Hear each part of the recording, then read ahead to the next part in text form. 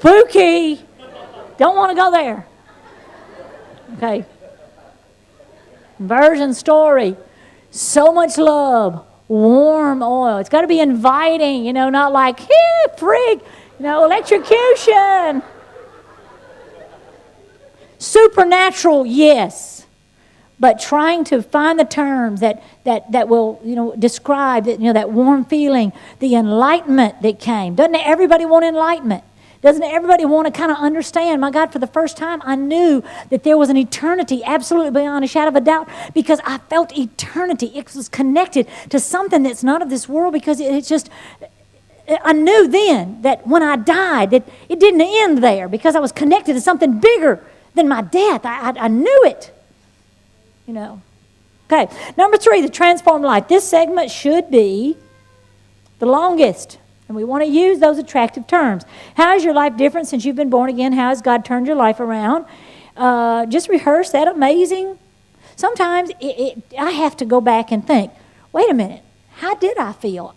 We can be saved too long. Do you know what I mean? Like you're saved too long. You forget what it felt like to be on the other side, the BC, so that we could really tell the amazing difference in the AC. You'll get a prophecy. And I remember someone prophesying to me. It was Morton Bustard, actually. And it was in November. And I met Pastor Willoughby in that spring of the next year. And then I was invited to speak at Deep Calls to Deep. I believe it was the Christmas of that next year. Brother Willoughby prophesied to me in November. And he said, you are going to reach out, and you're going to go across the waters, and you're going to go through this, whole thing. You'll base here, but the ripple effect of what God's put in your heart is going to reach around the world. And I'm thinking, oh man, that is so cool. I mean, that's so dynamic, and that's just hard for me to believe. And then Brother Cole comes through and demanded that we go to Ethiopia. We were quaking and shaking, and we were very, very nervous. We had never been in a plane that long. We couldn't figure out how it stayed up in the air. I know it does, but I still can't figure that out. I mean, that long. And so we're just very negative about going, didn't want to go. My husband, my son, and I went, and we met Pastor Willoughby on that trip. And my God, what if we hadn't? It's just a divine thing. And such beautiful relationships were actually born there. But, and then I was here speaking. Well, I remember, how you, in prayer, you're like oohing and ahhing, and you think this romantic, you're going to go across the seas. Well, one thing, when I got to Ethiopia, I cried most of the time I was there because these people were so poor. I really had a struggle with that trip. I mean, you made it very special, and thank God for that, but I didn't ever want to go back because I was too sad. I just couldn't take it. My husband went every year, and he loved it, and I don't know, I just struggled with that. But anyway, came here and loved it, loved you folks, and it clicked and all that. But I am when you dream or you pray something in prophecy, it sounds almost surreal, like you're going to be floating out there in the cloud and you're going to be morphed into this person. It's like when I pastor that church one day, I'm just going to be this man of God, and I'm just going to be this person that I'm not right now. No, you know what? You follow you everywhere you go. It's like you look up and you is there. You think that you're going to leave all your fear and all your anger issues. No, you are you, and you just keeps following you, and you look up and you is there. Okay? So I was teaching in a session at Deep Calls to Deep, and it clicked to me that I'm standing right in the middle of a prophecy, and it just don't feel like it. I was just normal. It was just me. And I still stuttered over my words, and I still lose my thoughts sometimes. And I just had on my plain little old dress that I wore at home, and I had it was my same feet, for goodness sake. I was not an angel. I didn't turn into this super spiritual woman of God. I was just me. What we oftentimes forget, and if we just look back, what God has done when that story was transformed, if I can look back and think, and I'm telling you now, I had a lot of abuse in my childhood. My father was a very angry man, had a bad temper. He meant to be good, but he would beat us. I mean, it was just terrible. Said a lot of mean and hateful things to us, and I had a lot of anger issues. The most beautiful thing that happened to me at 14 when I received the Holy Ghost is for the first time in my life, I did not hate my father and I didn't wish he would die. I used to pray to God he would get killed in these and dream about these horrible wrecks that would happen, and I want him to suffer a while.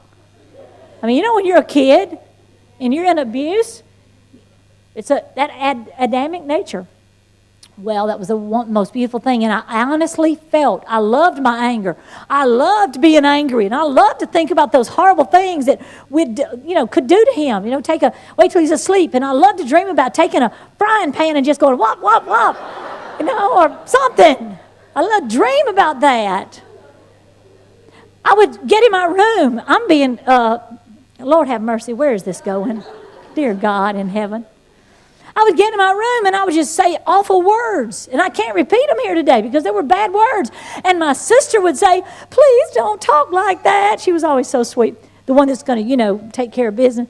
She's like, don't talk like that. You're going to go to hell. I said, yeah, and he's going to hell first. And But at 14, the sweetness of the presence of God, from that day to this, I lost my anger. And I'm not talking about I don't get angry about things. I'm talking about that deep-seated anger. The difference between nightmares. I used to have horrible nightmares. I guess I did. I had horrible nightmares. I no longer had those nightmares. They went away. The miracle story of God, I knew something was different.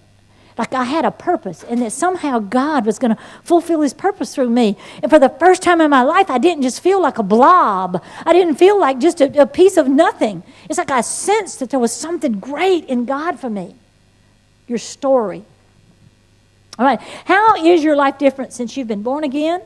And how has God turned your life around? You want to rehearse that. How is it continuing to grow? And what negative ideas and feelings have been replaced with positive feelings?